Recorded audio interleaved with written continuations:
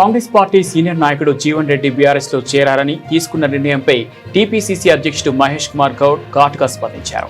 దశాబ్దాల కాలంగా కాంగ్రెస్ జెండా మోసిన ఆయన కేవలం స్థానికంగా ఉన్న చిన్నపాటి విభేదాల కారణంగా పార్టీని వీడడం సరైన నిర్ణయం కాదని హితవు పలికారు.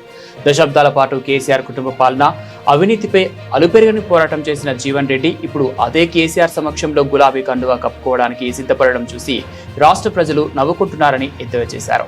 ఇలాంటి చర్యలు ఆయన రాజకీయ స్థాయికి తగ్గవని, నవలపాలు కావద్దని సూచించారు. కాంగ్రెస్ పార్టీ జీవన్ రెడ్డికి ఎల్లప్పుడూ సముచిత గౌరవం ఇచ్చిందని, కీలక బాధ్యతలు అప్పగించిందని మహేష్ కుమార్ గౌడ్ ఈ సందర్భంగా గుర్తు చేశారు.